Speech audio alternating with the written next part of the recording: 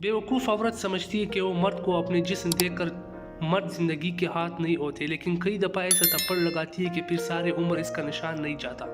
मर्द औरत की कदर तब करता है जब तक इसे हासिल नहीं कर लेता। मर्द औरत का शिकार करने के लिए बड़ी होशियारी से इसकी पसंद का चोला पहनता है, और जब इसे हासिल कर लेता है फिर अपने असली रंग ढंग में आ जाता है। औरत समझती है कि मर्द बदल गया है, जबकि वो बदलता नहीं, वो अपने असली रंग में वापस आ जाता है। ज़िंदगी में ज़्यादा रिश्तों का होना ज़रूरी नहीं, लेकिन जो रिश्ते हैं इनमें एहसास का होना ज़रूरी है।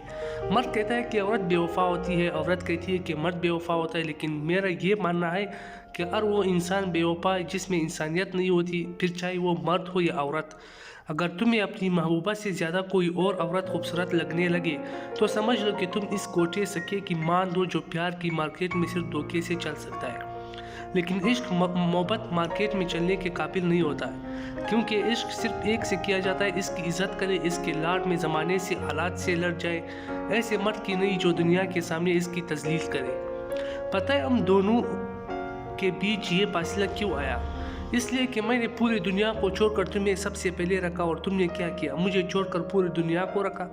जिनका कोई अपना मर जाता है इनके पास सूख मनाने का वाजिया जवाज़ होता है, मगर इन लोगों का क्या किया जाए जो अपनी उदास सूरतों की वजाहत नहीं कर पाते, क्योंकि इनके जिंदा भी मर्दों जैसे होते हैं। जहाँ किसी की मोहब्बत किसी और का होने जा रही होती है, बेवकूफ़ औरत समझती है कि अपना जिस्म देखकर वो मर्द की मोहब्बत खरीद लेगी, तो गलत सोचती है। अरे पगली, यहाँ तुमने चादर उतारी इसके कदमों में हुई, वो तुझसे बहुत दूर हो गया।